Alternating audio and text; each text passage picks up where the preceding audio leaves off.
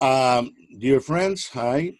Today we have an honor of hosting an incredible Jewish scholar, professor of Jewish Theological Seminary, former provost of JTS, Jack Wertheimer.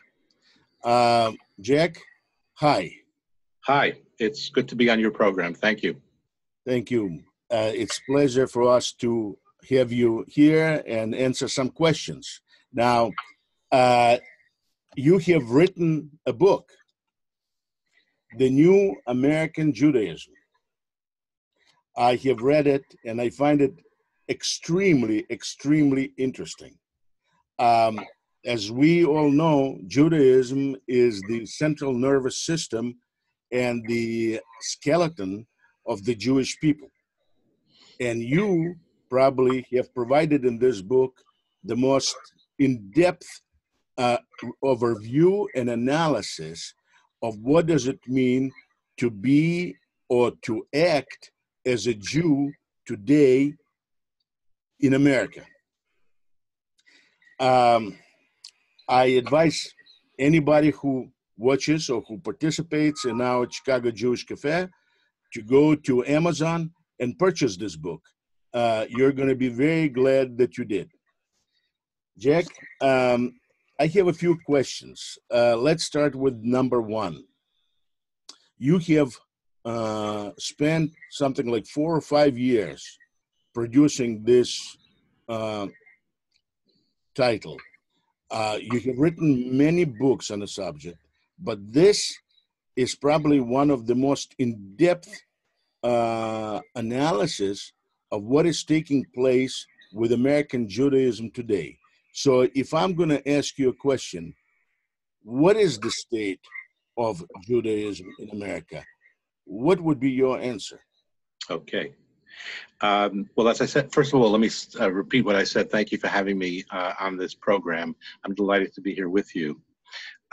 And I want to underscore a word that you used, which is in the title, of course, and that is, this is not everything you always wanted to know about American Jews. This is a book that zeroes in specifically on American Jewish religious life and tries to survey the range of activities in which Jews engage with, specifically with religion. Now, your question, please repeat it. Well, I would like to tell us what is the state of yes. Judaism. Right. I'm not asking about Jewish people as the whole. Yes. State of Judaism in America today. Right. Okay. So I'm going to take a step back for a moment and to note that the 21st century has not been terribly kind to religious life in general in America. This has been a period of time in which there have been all kinds of scandals affecting various religious groupings. It's been a time in which there's been a very strong emergence of what are often called the new atheists, who have been denigrating religion. It's a time in which there are many who feel that religion, in fact, is passé. And finally, when we come to the Jews, this is also a time in which there's a great deal of anxiety about the extent to which Jews, especially younger ones, will continue to be interested in religious life, whether it's in synagogues or in other forms of Jewish religious expression. What I've tried to do in this book is to provide an overview of those Jews, and they happen to be the vast majority, who self-identify as being Jewish by religion, by virtue of their religion. Now, they define what they mean by that in different ways, and they behave religiously in many different ways. But I want to give credence to the various forms of Jewish religious activities. Often when your question about what is the state of American Judaism is posed, it's posed in terms of a thumbs up, thumbs down, meaning are things great or are things poor? And the answer is yes, a bit of each. There certainly is evidence of weakness when it comes to Jewish religious life, but there also is evidence not only of important pockets of Jewish religious engagement, but there's also evidence that in some key ways, American Jews continue to find meaning in their religion. And I want to give an example of that. One of the things that I did for this project was to interview close to 250 people. Most of those people happen to be rabbis, not necessarily only of synagogues, because they come into contact with a great many other Jews.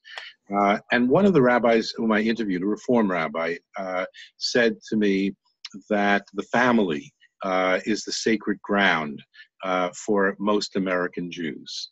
And what was striking to me is how for many Jews who are not necessarily actively religious on a daily or even weekly basis, nonetheless, when it comes to important family milestones, they incorporate religion into their lives. They find ways of intersecting the family with religion. That's evident in when it is that they do appear in synagogues and how they appear in synagogues. They tend to come as family groupings on the high holidays, for example. They tend to find meaning in celebrating a Passover Seder, which is a family occasion, clearly with religious overtones. They may celebrate light Hanukkah candles, which again is a family occasion, but at the same time, it's one in which there are religious overtones. So just in referring to those Jews who are not all that frequently engaged in religious life, even there we see that when it comes to the most important aspect of their lives, which is their family, they incorporate religion into various types of family activities. And then there are the populations of Jews who are much more frequently involved. And certainly the issue of frequency of religious observance and participation is something that preoccupies me in my book. And it's striking to me, again, when I'm talking about primarily Jews who don't identify as Orthodox, that there are religious rituals that are of significance to them, whether it is attending some kind of a Friday night Shabbat dinner, whether it is participation in certain kinds of synagogue-related activities, or whether it involves participating in non-synagogue settings. We find that there are Jews who connect in the most unconventional of places. There are gatherings that take place in bars. There are gatherings that take place in warehouses, in bookstores, in cafes, in bowling alleys. There are all kinds of unconventional places where Jews gather for religious purposes. What is Judaism for Jews in America today? I mean, I'm not going right now. Maybe we'll touch on it, and the fact that the conservative movement is now on decline and reform movement up, at least according to some statistics. I mean, we can talk about it, but what does it mean to be a religious Jew in America today? Okay, so I define religious involvement in very broad terms.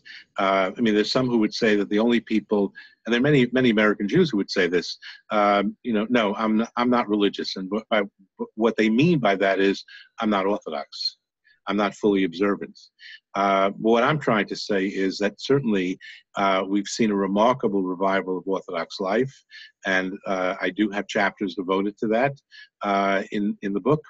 But at the same time, I don't minimize the fact that there are Jews who only on infrequent occasions connect with Jewish religious life. And what I've said a moment ago is I would reiterate that one of the key aspects of what this often entails is connecting their families and family gatherings to some kind of Jewish ritual. So that's one part of the answer to your question. I'll give you another answer, which I'm not necessarily enamored of, but it certainly is characteristic of our times. And that is that we're living through a time in which Jewish religious holidays and practices are have been transformed or retranslated, if you wish, into universal terms, so that a holiday such as Passover, Pesach, is not about the liberation of the Israelites from Egypt, but it's about all kinds of liberation movements. A holiday like Purim is not about the victory over anti-Semitism, but rather it's a holiday about the victory against all forms of discrimination. I'll give another example, Tu B'Shvat, which is a holiday that was pretty much ignored, the New Year of Trees, now has come into vogue because it is seen as an environmental holiday. So what I'm pointing out is that one of the things that American Judaism does today is it universalizes Jewish religious practices, and for some that is a way back in. Because they find meaning in something that is more universal. For how many? For how many? In your book, you give the number of those, the percentage number of those that you just mentioned that observe Judaism in this area. Yes, around 6%. No, I don't know where you find that 6% figure. The figure that I give is that roughly 4 million adults who were surveyed by the Pew study 5 years ago claim to identify themselves as Jewish by religion. That's 4 million. Now, if you're talking about Orthodox Jews, there we're talking. I'm talking about largely renewal movement and. I see that group. Yes, practice particularly that type of Judaism that you just mentioned. I see. No, I misunderstood your question. Yes. Certainly the renewal movement and some of these other groupings do represent small percentages of the population. But what's distinctive about them is that they often tend to attract younger Jews, especially millennials, and that they too may represent a way into Jewish religious life for those who are not necessarily particularly involved. You know, I'm from the Soviet Union, and I have not been religious or believing in God until I was 40, until 1989. Now, in the Soviet Union, I was just a Jew. Mm-hmm. And when people talked about America, they always mentioned Golden Medina. Mm-hmm. Yes. Now, Golden Medina, after reading your book, I'm thinking, from the end of 18th century to the end of 19th century, in a horrible Tsarist Russia, the number of Jews has increased from 600,000 to about 6 million. That is 10-fold jump. Yes. And in this Golden Medina, in the last 70 years, there was practically no increase whatsoever. In fact, in your book, you show that there's some marginal decline recently. Right. So again, a lot depends on how we count and who is doing the counting. The most reliable surveys, including the Pew survey, in fact, do suggest that there has been a modest increase in the numbers of Jews. In other words, it was estimated that in the middle decades of the 20th century, there were about 5.5 million Jews in the United States. And now the estimate is somewhere in the vicinity of 6.2, 6.3 million. And people like you are a major reason for that, because there has been an immigration of Jews, large populations that come from the former Soviet Union, some from Israel, some from other countries account for that. And what you're pointing to, of course, is the whole question of both losses that the Jewish population has sustained through for various reasons, as well as the reality of relatively low rates of fertility. American Jews, on the whole, have below replacement levels of fertility. But come back now to your just the larger theme of Golden and Medina. One of the things that I write about is that for Jews as individuals in this country, there's a lot of evidence of just how successful they are and how high levels of education, socioeconomic advancement, status. Jews are highly regarded in American society. Pride in being Jewish is high. And yet, at the same time, we find paradoxically that the collective existence of the Jews is challenged, shall I say? This is very interesting, but I'd like to bring it a little bit back to the numbers. Sure. There was 900,000 Jews from the former Soviet Union that have migrated to the United States since 1970s. Mm-hmm. Mm-hmm. Today, according to the survey,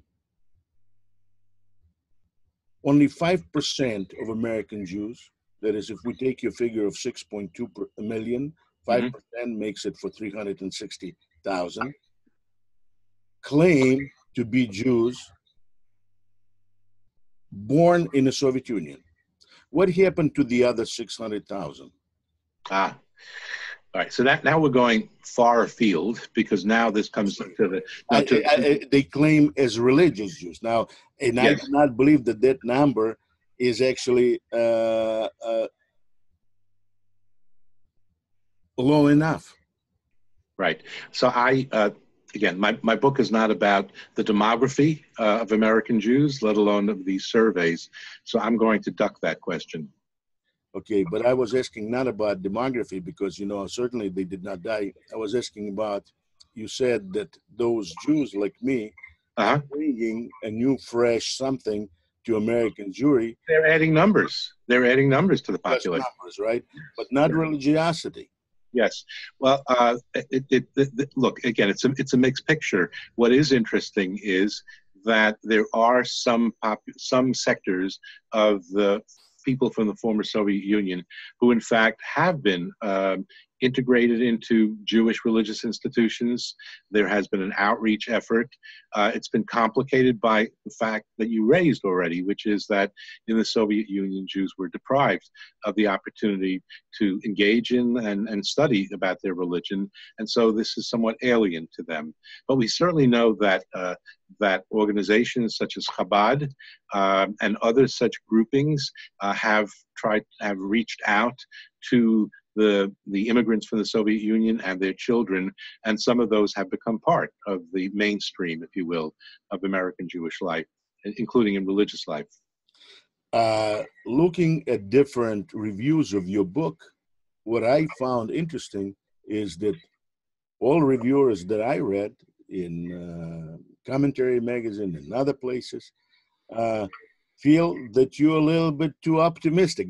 That is a great surprise to me after reading some of your articles of the last 10 years. Yes.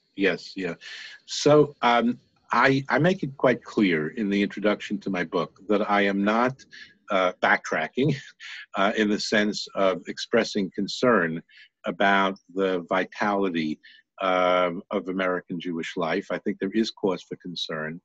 But this is a book about those Jews who are engaged. And I think their story needs to be told, perhaps to rebalance the scale a bit. I also think I'm also taking this approach because I think that my message of the past has sunk in, perhaps too well. And that there needs to be a rebalancing and a recognition that for all of the great challenges we face, and I'm not minimizing them at all, for all of those great challenges, we still see important pockets of revitalization taking place. And especially when it comes to religious life, I devote chapters to writing about how synagogues, I'm talking about conventional synagogues of all types, are working very hard to make their religious services more engaging, more enticing, introducing new types of music that's attractive, dance, the arts, and certainly transliterating prayers to help people who may not be familiar with the Hebrew words, and in other ways, creating an environment that is more hospitable. Excuse me. That's conventional synagogues. I also devote a chapter to Orthodox outreach efforts, which are affecting the lives of hundreds of thousands of Jews in the United States who attend, whether it's Chabad or Eish HaTorah or Kololim. They're not becoming Orthodox in the large majority, but their lives are affected by this Orthodox outreach. And I think they're looking upon Orthodox Jews in new ways. And third of all, I do describe these various renewal efforts that we touched upon earlier. The way I see it after reading your book, at least my impression, is that Judaism in the United States today is of two types. One is mitzvah, makes emphasis on the observance of mitzvot, and another, he has this interesting notion of tikkun olam as their main guide. You please comment on this thing? I will comment, and I'll also add. Okay, so I don't think it's only two types. So certainly within the Orthodox world, there is a great emphasis upon, I wouldn't use the word mitzvah so much as halakha, Jewish religious law. And in the creation of communities that are observant. I do call attention in the book to challenges that Jews of all kinds, including Orthodox Jews, have with belief and struggle with belief. This is hard in our times, but we do certainly have an Orthodox population and a small sliver within the conservative movement that does have a commitment to Jewish law. There's a second type that you mentioned, which is the type that essentially defines being Jewish as being a matter of behaving like a good human being. And I refer to these Jews as golden rule Jews, parallel to what we find in American Christianity. What does that mean? It means that being a Jew requires me to behave as a good human being.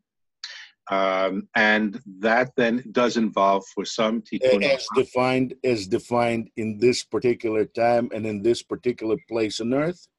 Very much so. Yes, tikkun olam. You mean? No, yeah. Being good. Oh, being good. Oh, yes. Yes. Thank you. So as defined.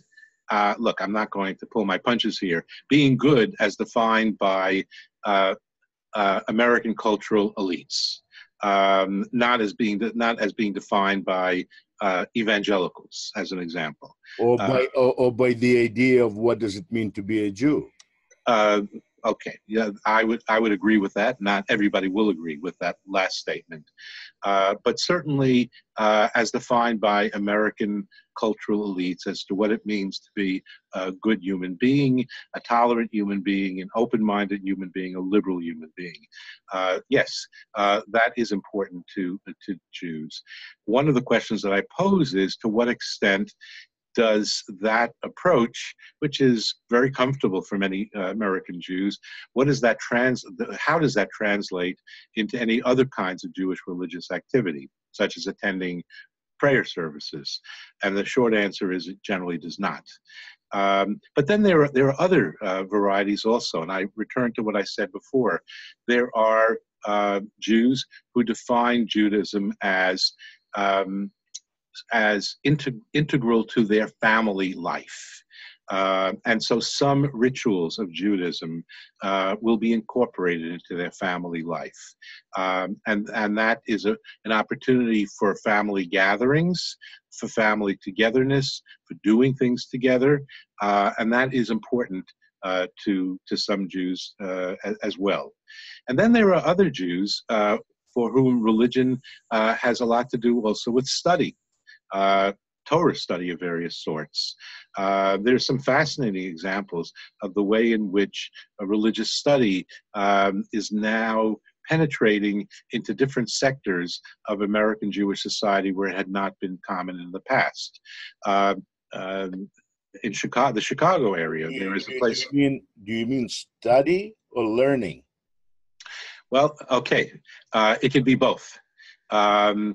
Learning can mean, I think that's what you're implying here, learning how to behave as a Jew. No, I mean just simply reading Talmud, page a day, just for the sake of reading and participating in a group, not studying with asking questions. Oh, no. Quite the contrary. I think the study in terms of, first of all, learning a new vocabulary and a new way of thinking, which is required if you want to study Jewish religious texts, such as the Talmud, but other religious texts also. There is this kind of study going on. I just a moment ago, I was about to allude to Svara, which is a learning center based in the Chicago area, which appeals to non-traditional Jews and also non-Jews for that matter, and teaches attendees how to study Talmud. That's a phenomenon of our times. There is another phenomenon of our times that you alluded to just now, which is the Daf Yomi, the daily folio of Talmud that is studied by hundreds of thousands of American Jews, generally Orthodox males, but also some females are engaged. And I do want to mention that point, that study and also some types of observances that in the past had been seen as the male domain are increasingly now of interest to women and to girls who are studying religious texts that in the past have been off limits, that are engaging in ritual practices that in the past had been seen as off limits. So I would go beyond this dichotomy of just two and suggest that in fact we have a number of different ways in which Jews engage with their religion. And this number of different ways of engaging with religion, they're what? Leading to consolidation of Jewish people, or their disintegration? I certainly wouldn't say disintegration. The question is whether it's leading to fragmentation or not. And I think that, in fact, it is leading to, I wouldn't say consolidation, but more boundary crossing and more intergroup interactions with one another. Let me explain what I mean by that.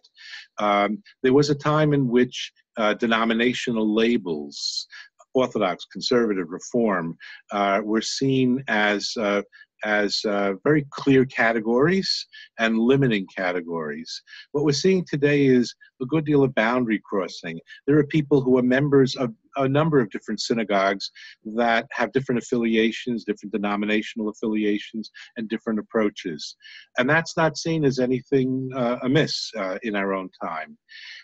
But I think more important than that is the whole question of Jews of different backgrounds coming together to study together. It's harder in some cases to pray together, but even there we're seeing examples of that. So that there is more of this intergroup type of activity.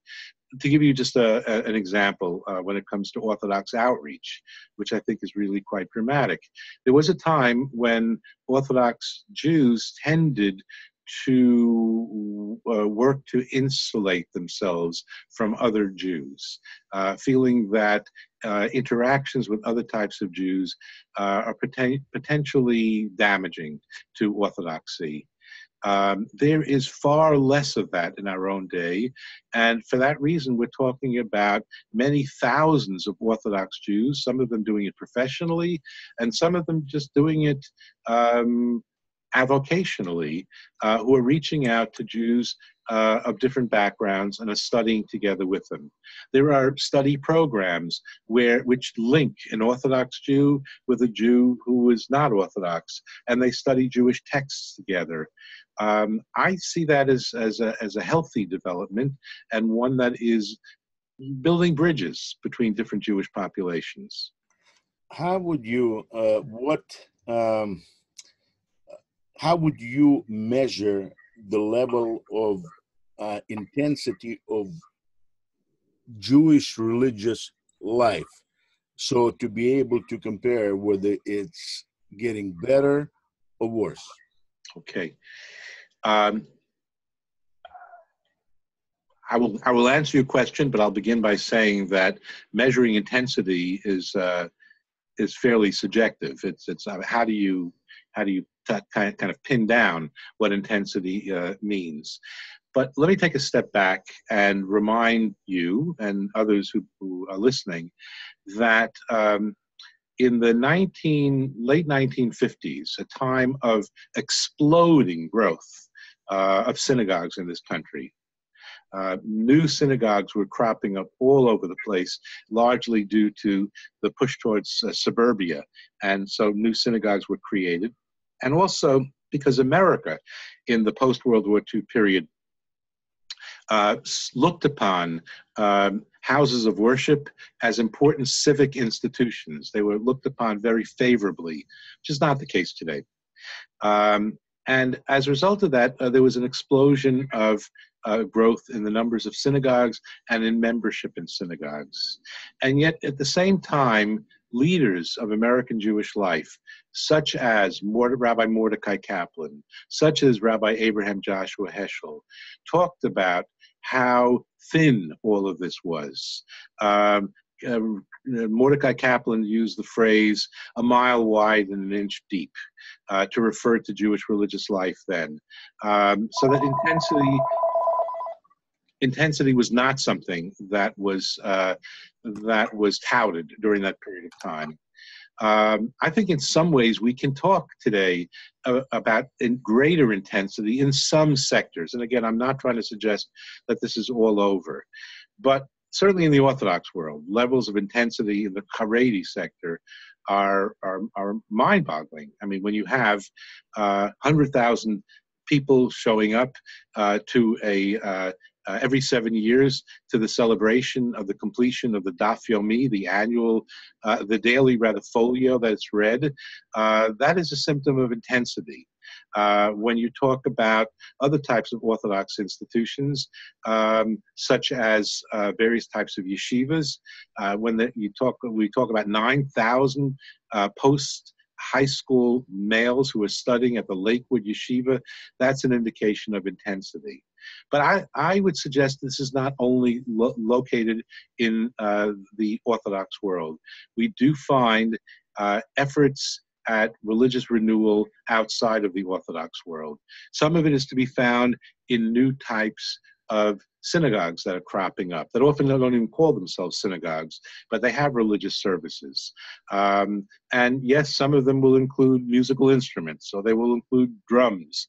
But the idea is to increase the level of religious fervor as the prayers are recited in these settings. Or to give another example, we have so-called independent minyanim cropping up, in which young people tend not to be Orthodox, lead their own religious services, and they learn how to do so, and they learn how to read Torah, and how to give divrei Torah, speaking about the Torah portion of the week.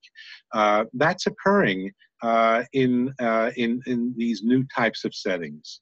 In the conservative movement, what's striking is that in many dozens, if not hundreds, of conservative synagogues, the Torah is now read by lay members of the synagogue who volunteer to read Torah. And many of them had never done so when they were younger. I'm talking especially about the women. Those are levels of intensity that are impressive to me. In the Reform movement, we see efforts to enhance religious worship services. Just as one example, in the Reform temples, something that is spreading is something called visual tefillah, where the liturgy, the prayers, are projected onto either a screen or a wall. And part of the purpose of that is so that people are not looking down into their prayer books, but are looking up and are engaged in the larger worship service. I could go on to talk about these pockets of intensity. I don't want to mislead anybody to suggest that we're going through a great awakening of religious life in America, but we are seeing important pockets where such a renewal is taking place. So you're optimistic on the long term, right? I wouldn't go that far. I'm agnostic about the long term. About the optimism, right? I'm agnostic. I'm agnostic about the long term. I don't know what will be. Let me be clear. I do not see American Jewish life withering and disappearing. I do. America is not ancient Alexandria. Not now. Not now. Not yet. It is not. That's correct. 25% of conservative Jews that you're part of are moving basically toward reform, and a third of reform moving out God knows where. Yes. But look, as someone who's concerned about the state of the conservative movement, I can't say that I'm happy about those losses, but we're also talking about they're joining other kinds of synagogues. By the way, there are roughly 10 to 15% of conservative Jews who are joining Orthodox synagogues, and many others are joining Chabad or attending Chabad. So they're going in different directions, which is not great for the health and vitality of the conservative movement, but it's not as if they are disappearing from Jewish life. But as to your more fundamental question, we don't know how things are going to play out. And part of the reason that I wrote my book is so that we could all take a step back and examine the wider scene and perhaps draw some conclusions as to how we ought to proceed to strengthen Jewish life. So that the book is not focused on whether this is all good news or bad news for the future, but rather let's see where we are today and what we might want to do to enhance Jewish religious life. If you'd be, let's say, a Schneerson for entire Jewish people of the United States, what would you do in order to bring Jews closer to Judaism, or what I would say closer to God? Yes, right. So I don't mean to be cute, but I am not a Rabbi Schneerson. And I happen to think him to be one of the great, if not the greatest, Jewish religious leader in this country in the second half of the 20th century. I think that what he created is fascinating and is very well worth studying, but it's not the single silver bullet. And that's got to be my answer to you. I don't think that there's a single silver bullet that exists out there that is going to be attractive to all Jews. I'm not saying that whatever you would do would result in anything positive. What I'm asking is, what would you do as the leader, as the madrich of Jewish people, first, in order to do it, to accomplish it? I mean, the result's not guaranteed. Right. So I would work on a number of different fronts. One front is to build upon the programs that we currently have. I'm talking about both in synagogues as well as outside of them, which are attracting Jews to what are often called engagement types of activities. They may come once a month to a Friday night Shabbat dinner, or they may come to listen to a lecture. And what I would work on doing is trying to attract these people on a more frequent basis, not limiting it to that one time a week or a month, though actually a month or several times a year, but to try to bring them in more frequently and then to educate them. I think that one of the greatest deficiencies of American Jewish life is that we are a highly, highly educated population when it comes to various fields of endeavor, but when it comes to understanding and knowing about Jewish culture, only a small sliver of Jews are well educated.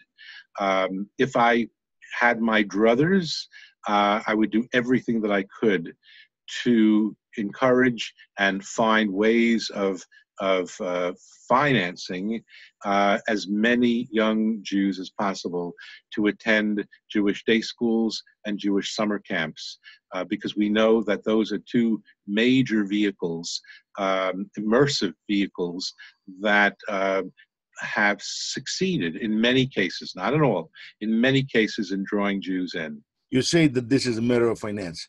The reform movement has a lot of money. Members have a lot of money.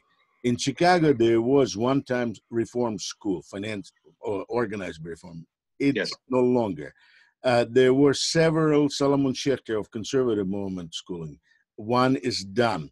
Only one, or I think only one remains. I mean, so when you're doing, it's not the simple, and on the other hand, Chabad, you know, as you said, you know, growing, and moreover, the strictly Orthodox Hasidic movements growing even more than Chabad. Chabad is nothing by comparison to Satmar and others. Yes, yes. And those, by the way, those don't have any reach out whatsoever, other than very narrow.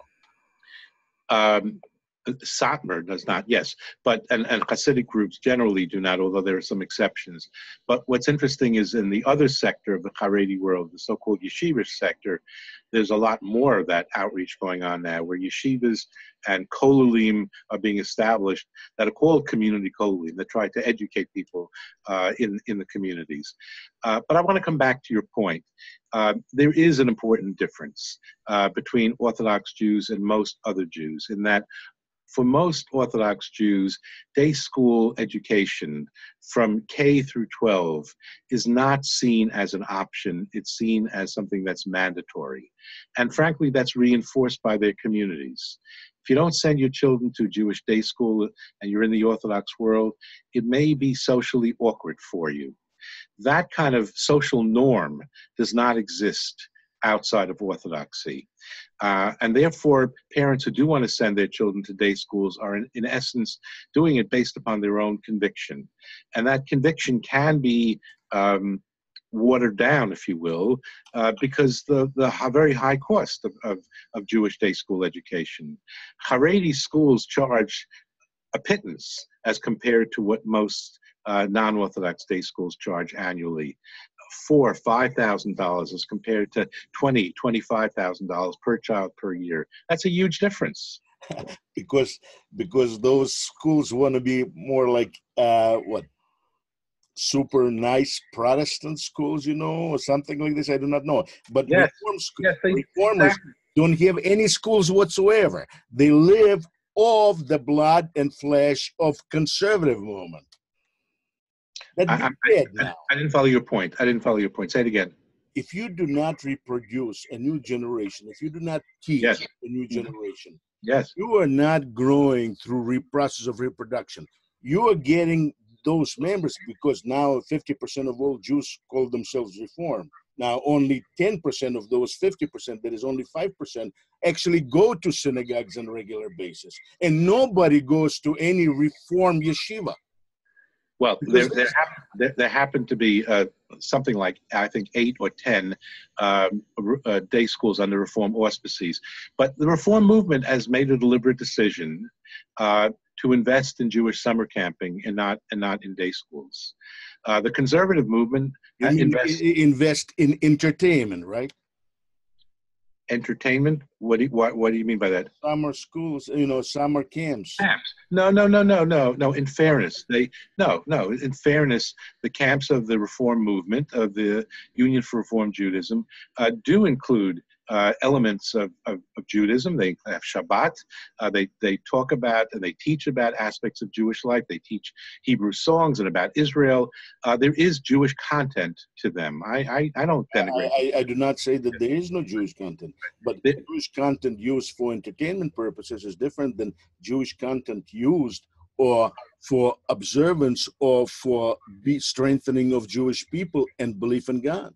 Right. Well, I think it's possible to do both. And in some ways, we know that when young Jews attend a camp and they see their, whatever it is, baseball coach or basketball coach attending religious services, just that experience of an athlete, a jock, taking religious life seriously is influential. So I don't minimize what occurs there. We've gotten off the track, so I'm trying to recall I'm where we sorry, were. I did not mean to get you over the track. I just Yes. wanted to open a little bit view of what it, because you've been so nice in highlighting positive things Yes. that are happening among American Jews. And what I see, being a bad Jew, what I see is not, yeah, I see some good things, Mm-hmm. but I see many, many not very good things. Absolutely. I can't disagree with you. And in my book, I do talk about even I talk about some things that are happening in various types of religious settings that I'm not thrilled with, and I don't pull my punches about that. I think there are problematic things happening in synagogues. I do try to present a balanced picture, whether it's balanced too far toward a positive portrait, that's for readers to decide. But I'm not oblivious of those negative things, and I have been writing now for decades about lots of these negative things. In this book, I'm writing about efforts that to involve families and individuals in Jewish religious life and what's available to them. I'd like to touch on two issues. One is a tremendous discomfort that converts experience when they join Jewish congregations, be it Orthodox, be it Reform. I mean, I read constantly, articles, and there's not that many because they do not want to really speak out, about discomfort, because they feel, that they're not being taken as a real Jews. The Reform Jews, is one thing, and Orthodox Jews is another thing. What do you say about it? I'm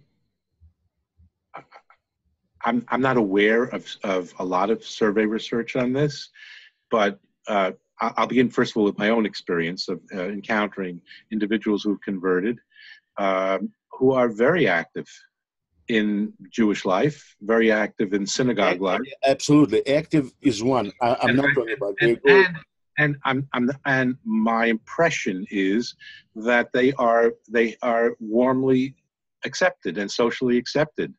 If there's been discussion in the community about a lack of hospitality, it hasn't been toward converts, which all of the movements are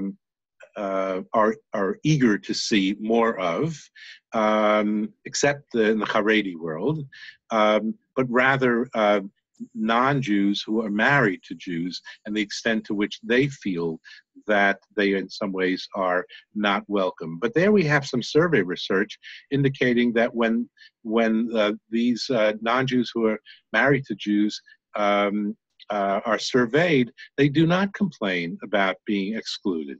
Now, I'm sure that there are things that go on in human interactions that may not be that pleasant. So I'm not suggesting it never happens. But it's not my impression that converts feel that they are unwelcome. And again, I've spoken with a goodly number, but this is still anecdotal. What is it? 20 years ago, in 1993, the Reform movement took a position to consider a Jew a child of Jewish father, non-Jewish mother, providing they... No, it goes back to the 80s. I believe it was 83. Okay. Yeah. And the conservative movement decided against it. Yes. Now, yes. I've read some of the articles written by leading conservative members, including from U.S. Theological Seminary. Yes. What do you think about it? Right. So the approach of the conservative movement is different. And what the conservative rabbis say and do is, if a child is born to a a mother who is not Jewish, but the parents decide that they are committed to raising their child as a Jew, that child is brought to the mikveh, not formally converted as a baby, but at the age of 13, when a child can give consent, or a person can give consent, they are converted to Judaism.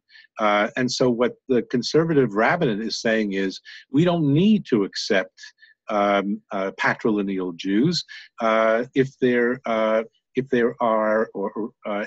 Jews, if they're intermarried families that want their children to be identified as Jews, those children can be converted even if the mother has not converted. What is the meaning of this conversion? I'm sorry? What is the meaning of this conservative conversion? What's the meaning of it? They are accepted. The children are accepted as Jews. Because the conservative movement. I'm sorry? In the halacha, yes. Meaning of conversion is that they become, let's say, children of Abraham. Yes. Not their biological father. The issue really is in Jewish law has to do with mothers. So it's really it's not that important who the father is. It's the mother, right? So basically, you're saying that conservative movement has solved for itself the problem of children from such marriages. It claims to have solved it. Okay. The problem is that there are families, intermarried families, that will say, no, we believe in egalitarianism, and why shouldn't the child of a Jewish mother and non-Jewish father be accepted as a Jew at birth, whereas the child of a non-Jewish mother and a Jewish father is not accepted at birth? And some people get their backs up over issues like that. But what I am saying is that if people are prepared to play according to the rules of the conservative movement, it's an issue that has been and can be resolved. We should have probably in the future a conversation precisely about this thing, because I'm in complete disagreement with position of conservative movement, of Reform movement, and of Orthodox movement on this issue. But this is not the case. We're talking about your book. Yes, sir. Yes, we are. The New American Judaism, and I'm going to repeat it again. This is a very worthwhile trip to Amazon. Unfortunately, our store, eBookshop, is not selling it, and I'm doing this interview only because I think that Jack Wertheimer is one of the best minds on the issue of Judaism in America. I can't think of anybody more interesting. He's written many books. Some of them we have published, but this book is published by Princeton University Press, and it is available on Amazon. And if you're interested in this issue in Judaism, as I am, you go to Amazon, you purchase this book. You do a lot of good for yourself. In any case, Jack, thank you very much for stopping by in our Chicago Jewish Cafe. And I hope it's not going to be the last time. I hope that we will have a chance to speak again. And thanks so much for having me on. And as they say in China, sei gesund. You too. Bye-bye.